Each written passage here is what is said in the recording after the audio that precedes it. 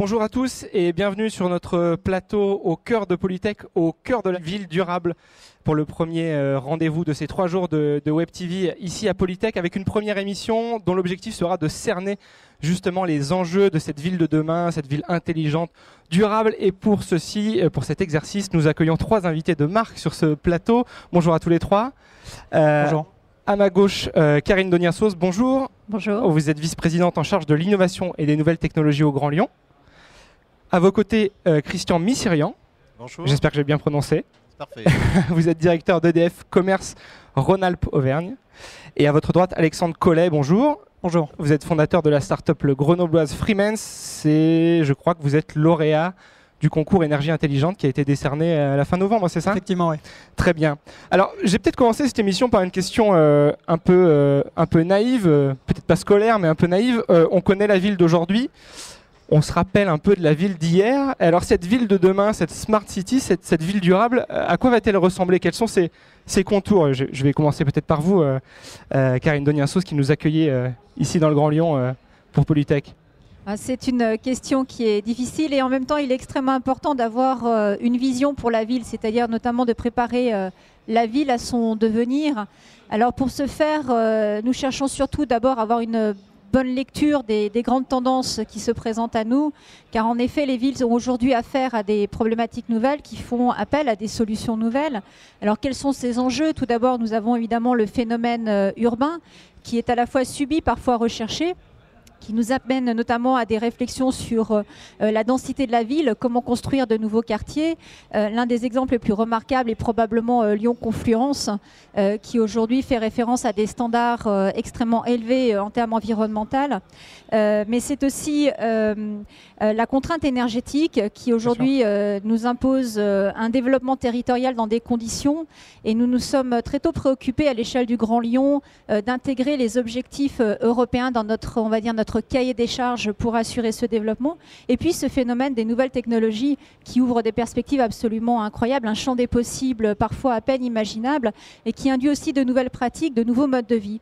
Et c'est avec tous ces éléments qu'il faut imaginer demain une métropole qui puisse être désirable, novatrice, durable et également qui fasse preuve à une bonne intelligence. Très bien. Christian Missirian, je vous voyais acquiescer. Est-ce que vous partagez cette définition ? Vous savez, nous au quotidien, on dessert 3,5 millions de clients en électricité, des particuliers, 300 000 entreprises, 4 000 collectivités locales. Et nous savons pertinemment que demain, les défis que nous avons à relever sur le plan énergétique et environnemental nous conduiront à repenser la ville. Alors la ville intelligente, quelque part, j'ai peut-être envie de dire que l'intelligence, c'est l'individu qui la révèle à travers ses choix. Et cette ville, si on doit caractériser aujourd'hui les enjeux qui sont devant nous, ces enjeux sont immenses. Il suffit simplement de se souvenir que 2% de la surface est occupée par les villes. 50% de la population mondiale habite dans des villes. 1 habitant sur 2 aujourd'hui, 2 habitants sur 3 demain. Et puis les villes consomment 75% de l'énergie et émettent 80% de CO2. On voit bien les défis que nous avons à relever et effectivement, il faut repenser ou penser différemment pour pouvoir faire face à tous ces défis. Très bien. Alexandre Collet, quand on est un jeune fondateur de start-up green, on s'intéresse forcément à ces sujets. Quel regard vous portez sur la ville de demain ? Oui, tout à fait. En fait, quand on considère la ville intelligente, on parle de prendre en compte des contraintes énergétiques. Et je dirais que le rôle des startups aujourd'hui, c'est d'amener des degrés de liberté, amener des solutions pour que ces contraintes finalement deviennent des opportunités. Je pourrais prendre l'exemple par exemple donc, de notre société qui fournit des solutions pour les batteries.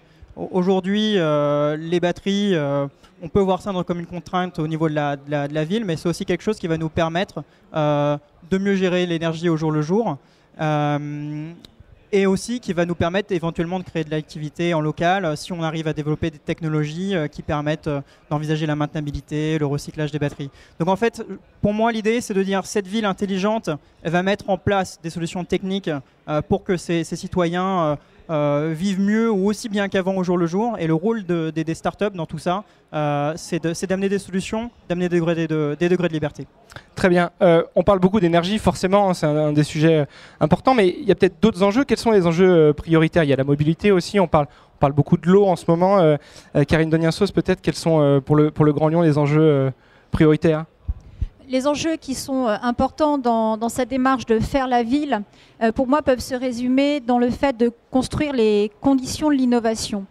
C'est-à-dire qu'on se rend compte aujourd'hui qu'il y a une véritable redistribution des rôles et il faut surtout permettre aux acteurs de la ville, quels qu'ils soient, dans une démarche d'innovation ouverte, de s'approprier aussi ces diverses problématiques. Et les enjeux auxquels nous avons à faire face sont extrêmement complexes. La collectivité peut intervenir en lançant des projets de très grande envergure qui amènent justement ces différents acteurs de la ville petit à petit à croiser leur expérience et à faire ensemble. C'est un petit peu l'objet de projets que nous lançons comme Lyon Smart Community, enfin nous allons en parler, dont on va en parler largement. Autres. Donc dans différents champs, effectivement, les nouvelles mobilités en font partie, l'énergie intelligente en fait partie, mais également les services qui sont destinés aux citoyens et qui doivent aujourd'hui prendre place dans la ville, qui devient elle-même une plateforme à part entière. Donc c'est au sujet de tout ça. Très bien. Christian Missirian, avec votre point de vue d'opérateur, à quelle échelle doit-on agir? C'est la ville, c'est le quartier, c'est l'agglomération? Parce qu'on parle beaucoup des smart grids, mais les smart grids, c'est très large. Alors, si on se replace un peu plus en local, quelle est la cible d'action? Mais je crois qu'il faut commencer par le citoyen. C'est-à-dire que quelque part, ce citoyen doit être à la fois un acteur, mais il devient de plus en plus un transmetteur d'informations, parce que les technologies de la communication, les nouvelles technologies associées aux technologies de l'électricité font désormais apparaître un champ immense de possibilités. Donc effectivement, le citoyen est le cœur du dispositif, parce que la ville intelligente, au fond, elle est là pour satisfaire le bien-être du citoyen, de l'habitant. Et on part justement de ce noyau-là pour construire des modèles, imaginer des conceptions, des développements qui vont bien sûr intéresser la ville, mais peut-être plus largement la nation, et comme je l'évoquais précédemment, la planète également, puisque les problématiques sont énergétiques, des problématiques d'environnement, de déchets, de transport. On voit toute la palette, avec un souci, c'est bien sûr de maintenir dans ce développement la cohésion sociale, puisqu'il ne faut pas exclure une partie de la population qui ne serait pas embarquée dans ce type de démarche. Très bien. Bon, alors, après avoir fait le tour du concept, on va peut-être rentrer dans le concret. On va étudier un peu les projets que vous menez, les technologies que vous développez. Allez, commençons par le Grand Lyon. Peut-être que cette ville intelligente, elle se dessine modestement déjà un peu à Lyon. Je crois que ce matin, Gérard Collomb présentait Lyon Smart Community. Est-ce qu'on peut présenter ce projet lyonnais ? Lyon Smart Community est un exemple absolument remarquable d'une collaboration internationale. C'est un projet de très grande envergure qui prend place dans le quartier Lyon-Confluence. C'est une collaboration d'abord avec un pays, le Japon, donc c'est issu d'un très long développement dans nos relations avec ce pays. C'est également une collaboration qui met en jeu des acteurs français avec des groupes également du côté japonais pour la réalisation sur un morceau de quartier d'un système de management énergétique qui met en lien plusieurs séquences. Tout d'abord la construction d'un bâtiment à énergie positive qui portera le doux nom d'Ikari, qui signifie lumière en japonais. La mise en place d'une flotte de voitures électriques reliées à des stations de recharge elles-mêmes alimentées par des énergies renouvelables, et puis également l'équipement de box énergétiques dans des appartements. 275 logements seront équipés avec un projet d'éco-rénovation, ce qui permettra de voir également l'évolution. Donc c'est véritablement un système de pilotage à l'échelle d'un quartier qui, selon les retours d'expérience, permettront à la fois de poser des modèles économiques, parfois également d'avancer sur des solutions technologiques, de croiser des expertises entre des grands groupes et des sociétés plus petites, et également d'étendre ce modèle, pourquoi pas à l'échelle de la ville ou d'un autre quartier, selon les résultats. Et évidemment, au cœur de tout ce processus se trouve l'usager, c'est-à-dire le citoyen. Très bien. Et alors, quel sera le calendrier, peut-être, pour fixer un peu l'échéancier de ce projet ? Alors c'est un projet sur lequel nous avons une phase préparatoire sur l'année qui vient de s'écouler, au cours de laquelle nous avons mis en place l'ensemble des conventions entre les acteurs, posé les grands principes. Nous sommes maintenant en phase opérationnelle, donc nous démarrons réellement le projet, notamment avec la première séquence, qui est donc le permis de construire sur ce premier bâtiment. Et puis les séquences vont s'enchevêtrer jusqu'à une réalisation qui aboutira en 2015. Très bien. Vous avez parlé du nom du bâtiment, Hikari. Est-ce que l'équipe des élus du Grand Lyon révise un peu son japonais pour interagir avec ses homologues nippons? Alors nous avons une belle leçon de choses puisque le président Atto, qui est le président du NEDO, a un français absolument remarquable et effectivement nous avons face à nous un véritable challenge pour être au moins à son niveau en japonais. Bon, très bien. Je vous promets pas de m'y mettre pour le Polytech de dans 2 ans, mais promis, si je rencontre les responsables, je ferai un petit effort. Autre acteur, autre projet, du côté d'EDF, vous pilotez Smart Electric Lyon. Là, l'objectif, c'est de mettre en place des compteurs. Je crois qu'il y en a 10 000 dans des foyers lyonnais, dans le quartier de la Pardieu, je crois, c'est ça? Oui, je vais préciser tout ça. Vous l'avez compris, la dimension qui consiste à repenser l'aménagement de la ville sur le long terme nécessite de poser des actions significatives sur le court terme. Et Smart Electric Lyon est justement un projet d'envergure qui vise à offrir à 25 000 clients de la région lyonnaise, du Grand Lyon, des possibilités de changer le rapport à l'énergie. Alors qu'est-ce que c'est Smart Electric Lyon? C'est une plateforme qui a été mise en place avec 17 partenaires, des industriels, des sociétés spécialisées dans les télécommunications, des universitaires pour étudier les aspects comportementaux. L'objectif est de proposer une palette de solutions à des clients particuliers, des entreprises, des collectivités, justement pour mieux appréhender le rapport à l'énergie, qui peut à ce stade se résumer assez simplement. C'est comment je peux mieux anticiper mes dépenses, comment je peux les contrôler, comment je peux agir sur les équipements. C'est tout l'enjeu de Smart Electric Lyon, dont le démarrage vient de se lancer cette semaine pour une durée pour environ 4 ans. Donc c'est pas seulement moins consommer, c'est aussi mieux consommer. Ouais, c'est mieux consommer, anticiper ses consommations, avoir de l'intelligence dans les équipements de manière à ce qu'ils puissent être activés au moment où le tarif sera, où le prix de l'énergie sera le plus optimum pour le client. Donc voilà, il y a toute cette palette. Et en fait, cette palette est possible aujourd'hui parce que les technologies de la communication ont fait d'énormes progrès. Et associées aux technologies de l'électricité, ça va nous ouvrir vraiment un champ de possibilités. D'où l'idée que l'on a eue en avril 2012 de lancer ce concours énergie intelligente. C'est parfait, vous me faites les transitions, elles sont toutes faites. Alors ce concours énergie intelligente, c'est quoi? C'est finalement stimuler des initiatives, stimuler des startups autour de cette problématique de l'énergie. Donc on a eu un très beau succès et voilà, on a remis 5 prix la semaine dernière, dans des domaines qui sont la gestion de l'énergie, l'éclairage public, on avait également la biomasse. Donc il y a toute une initiative qui émerge et ce territoire du Grand Lyon offre justement, par sa capacité à attirer l'innovation, toutes les possibilités de réalisation et de concrétisation. Alors chez Freeman, vous n'êtes pas lyonnais, mais vous êtes grenoblois, c'est une longue histoire de voisins. Lauréat donc de ce prix de l'énergie intelligente, votre société développe une technologie qui préserve l'autonomie des batteries. Est-ce que vous pouvez nous la présenter? Oui, l'objectif de notre technologie, c'est un système de gestion électronique qui est implanté au cœur de la batterie, et ce système va permettre d'augmenter considérablement la durée de vie des batteries d'une part, mais va également permettre 2 choses. C'est la maintenabilité des batteries, c'est-à-dire que s'il y a un petit élément de la batterie qui est défaillant, on va pouvoir le remplacer sans jeter tout le pack batterie à la poubelle. Et également la recyclabilité des batteries. Donc j'insiste sur la maintenabilité des batteries parce que aujourd'hui on a des téléphones portables, on a des ordinateurs portables qui ont 3 cellules à l'intérieur. Si on a une qui ne marche plus, on la met à la poubelle, on a jeté 500 grammes de batterie, c'est pas dramatique. Demain, avec l'énergie intelligente dans la ville, si on choisit les moyens de stockage électrochimique, avec la mobilité électrique, avec des batteries qui pèsent plus de 500 kg, si on dit je jette à la poubelle un pack parce qu'il y a une toute petite cellule, c'est-à-dire 1% de la batterie qui a un problème, c'est un gâchis qui est effroyable en fait.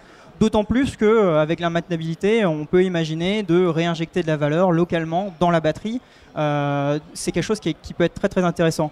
Par rapport à la vie durable, c'est vrai que nous, notre technologie, elle est très très axée sur la batterie en elle-même, mais je tiens à dire quelque chose qui est assez important pour nous, c'est que quand on imagine notre technologie, l'apport de notre société à l'échelle d'un projet comme une ville, ça nous permet vraiment de mettre en avant les composantes sociétales de la technologie. C'est-à-dire que ça nous permet de faire le lien finalement entre une technologie très technique, très spécifique, développée dans un laboratoire, et se dire, voilà, en vrai, quel impact ça va pouvoir avoir sur la société. Et pour nous, c'est un cas d'étude qui est extrêmement intéressant et qui nous change un petit peu des relations vraiment qu'on a entreprise à entreprise, où on est sur des contraintes beaucoup plus économiques. Là, ça nous permet de voir l'impact sociétal. C'est très intéressant pour nous de pouvoir considérer ça. Très bien, donc ça c'est pour la partie innovation, on l'a bien ciblé. Juste un peu l'histoire de la start-up aujourd'hui, où en êtes-vous, à quelle étape? Est-ce que vous êtes déjà en train de chercher des clients, des investisseurs? Oui, alors profitez-en. La société a été créée en 2011 avec un premier amorçage qui a été fait en juillet 2012. Aujourd'hui, nous sommes 5 salariés et nous sommes en train donc, de développer notre première gamme de produits, donc, qui sont des cartes électroniques qui vont aller à l'intérieur des batteries au lithium. Aujourd'hui, on cible plus la mobilité électrique d'un point de vue marché, mais c'est vrai que lors du concours EDF, justement, on a présenté un projet de démonstrateur de stockage stationnaire, justement pour tout ce qui est smart grid. Aujourd'hui, le smart grid, c'est quoi? C'est essayer de mieux consommer, et pour mieux consommer, ce qu'il faut faire, c'est essayer de mettre en phase la production et la demande. Pour faire ça, on a besoin d'un tampon entre les deux, et la batterie peut se positionner de manière intéressante pour faire ce travail-là. Donc aujourd'hui, on est sur des batteries de taille importante, parce que comme on a une technologie qui protège la batterie, il faut qu'il y ait beaucoup de valeur à protéger pour que ça soit vraiment intéressant pour nous. En termes de partenariat industriel, on a déjà des premiers clients, mais si des personnes nous écoutent aujourd'hui, nous sommes ouverts. Bon, très bien, le message est passé. Start-up, opérateurs, décideurs publics. Peut-être qu'on a aussi un panel des gens sur ce plateau qui feront la ville durable. Il va falloir aussi apprendre à travailler tous ensemble. Ça, c'est un point important pour la réussite de ces villes de demain. Peut-être, je ne sais pas si nous devons apprendre, je crois que nous le faisons. Très bien. Le parti pris très fort que nous avons pour le Grand Lyon est de faire de la ville un terrain d'expérimentation, une ville laboratoire. Ceci au bénéfice effectivement de tous, et c'est au travers de ces grands projets d'envergure que nous irons au croisement des chemins, et effectivement nous serons dans ce faire ensemble. Ce qui est très important également, au-delà de cette construction de la ville de demain, c'est aussi de pouvoir se positionner en tant que territoire sur des enjeux industriels d'avenir majeurs qui seront au cœur de cette nouvelle croissance et de cette transition à la fois économique et énergétique. C'est aussi de tout cela dont nous parlons. Il s'agit d'innovation, c'est-à-dire permettre à de nouvelles entreprises d'émerger, à des grands groupes également d'évoluer dans leurs solutions, dans leurs propositions, et au travers de tout ça, faire en sorte que les nouvelles technologies viennent bien au bénéfice d'un savoir-vivre ensemble et d'une meilleure vie en ville, hein, puisque les villes demain seront les lieux de concentration très forts de la plupart de la population sur cette planète. Très bien. Christian Missirian, avec les décideurs publics, avec les startups, vous parlez le même langage aujourd'hui? Oui, tout à fait. Et puis je crois qu'on partage tous une même vision, c'est que finalement la meilleure façon de prévoir notre avenir énergétique, c'est de mettre toute notre énergie pour l'inventer. Et donc voilà, nous sommes réunis justement pour progresser dans ce domaine-là qui offre des champs infinis d'innovation. Bon, très bien. Pour finir, peut-être, je sais que nous sommes à Polytech. Ici, on aime bien parler d'innovation, de technologie. On monte ses prototypes, on sort ses plaquettes. Mais dans cette ville durable, cette ville de demain, il y a aussi le citoyen. C'est un point crucial. Qu'est-ce que cette nouvelle ville va changer pour lui? Il va à la fois en être un acteur et un bénéficiaire. Est-ce qu'on peut déjà imaginer des nouveaux services où on parle souvent des transports, où on parlait d'énergie? Qu'est-ce que ça va changer pour la vie du citoyen, comme vous, comme moi d'ailleurs? Je ne sais pas qui d'entre vous souhaite répondre. Karine Doniassos, je dirais peut-être. surtout qu'on va parler d'un nouveau style de vie. En effet, tout ce que nous engageons aujourd'hui vise encore une fois à créer un peu plus de bonheur en ville et de fournir une meilleure qualité de vie. C'est très difficile de l'envisager parce qu'on est sur des évolutions qui se croisent. Tout d'abord, toutes ces solutions, encore une fois, doivent s'articuler. C'est pour ça qu'il est extrêmement important pour nous de poser une vision qui soit suffisamment ambitieuse et qui donne une direction à l'ensemble des politiques publiques qui elles-mêmes vont converger, que ce soit la politique dans le champ des transports, des nouvelles mobilités, que ce soit même la politique culturelle, tout ceci doit aller dans le même sens. Et en effet, cette ville de demain, je crois qu'elle fait appel à un grand imaginaire. On ne peut pas forcément savoir comment elle pourra se dessiner. En revanche, ce que nous savons, c'est qu'il faut jouer impérativement de nos atouts et qu'il faut aller au-delà de ces solutions qui viennent aussi uniformiser les villes, des solutions qui soient pures, industrielles, technologiques. Il est très important d'avoir une singularité, d'inscrire tout ceci aussi dans une continuité. Et la ville de Lyon, le Grand Lyon, est chargée d'histoire. Et cet après, nous le concevons aussi en fonction de ce que nous avons été, de ce que nous sommes aujourd'hui. Donc c'est bien de tout ça dont nous parlons pour cette ville de demain. Donc il faut aussi impliquer le citoyen dans le processus de changement, prendre son avis, le sensibiliser. Il ne faut pas lui imposer des solutions nouvelles. La ville est un écosystème complexe fait de populations, de cultures et d'un espace que nous partageons. Donc il s'agit en effet de tous ces éléments-là. Très bien. Je vais me tourner vers vos voisins. Ça nécessite aussi d'être très pédagogique, très informatif en vue de ces citoyens. Ça, c'est des choses que vous apprenez déjà pour faire passer les technologies auprès de l'habitant de ces villes. Oui, tout à fait, parce que lorsqu'on parle de rapport à l'énergie, puisque c'est le domaine que je connais le mieux, on développe tout un système d'interfaces. Ces interfaces doivent être accessibles au plus grand nombre. Tout le monde ne manipule pas avec une grande dextérité les technologies de communication avancées. D'autres préfèrent des supports encore papier, d'autres plutôt des approches différentes en termes de perception. Je crois qu'il faut offrir une diversité de solutions justement pour inclure la totalité des citoyens. Et vous savez, depuis la nuit des temps, l'homme recherche la ville idéale pour avoir une meilleure vie. Mais je crois que ce que nous faisons au quotidien, c'est ce travail-là. C'est ce travail qui fait que petit à petit, le citoyen est à la fois un fournisseur d'éléments d'information parce qu'il réagit, mais c'est aussi un acteur. Donc voilà. Très bien. Alexandre Collet, peut-être pour diffuser, vous qui diffusez des technologies. Je pense qu'il faut bien faire la différence entre le service qu'on offre aux citoyens et la technique qui va derrière ce service. Et nous, en tant que fournisseurs de technique, notre objectif, c'est de faire que l'usager oublie que cette technique existe. Cette technique doit être complètement transparente pour lui. Donc aujourd'hui, nous, si on fournit des solutions de batterie, on sait que la batterie n'a pas une très bonne réputation. Donc notre combat de tous les jours, c'est de faire en sorte que l'usager demain dans son véhicule électrique oublie qu'il a une batterie et finalement puisse utiliser son applicatif comme il l'a toujours fait, sans se dire attention, c'est la technologie, c'est fragile, etc. Donc nous, on n'est pas dans la sensibilisation, on est plus dans la transparence et faire en sorte que la technologie ne se pose pas comme une contrainte. Très bien. Karine Deniassas, vous vouliez réagir, il me semblait. Non, je voulais simplement ajouter quelque chose, que la meilleure approche est probablement, et c'est ce que nous engageons également à l'échelle du Grand Lyon, d'impliquer le citoyen extrêmement en amont, c'est-à-dire au niveau même de la co-conception des services. Et nous réfléchissons notamment à des dispositifs, des plateformes ouvertes qui prennent place dans l'espace public à partir de données publiques-privées pour permettre aussi à ce citoyen et aux différents acteurs d'intervenir dans la conception de ces futurs services urbains. Donc ils seront forcément adapté puisqu'il sera lui-même à la création de ces nouvelles solutions. Bon, très bien. Malheureusement, le temps passe. On va arriver bientôt à la fin de cette émission.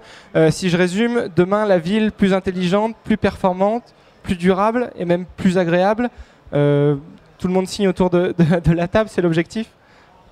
Christian Michelin ? Bah oui, moi je crois que la ville est au service du bien-être. La ville intelligente est au service du bien-être des citoyens. Il ne faut jamais l'oublier. Et je crois qu'ensuite tous les aspects technologiques ou innovations viendront au service de ce bien-être. Bon, très bien. Cette émission se termine, mais nous déclinerons cette thématique de la ville durable dans 11 autres émissions Web TV. Nous aurons donc de quoi tracer ces enjeux. Je voulais vous remercier tous les trois d'avoir participé à cette table ronde. Merci à vous. Merci. Merci à vous tous de nous avoir suivis. À bientôt sur Cleantech République. Restez verts. Au revoir.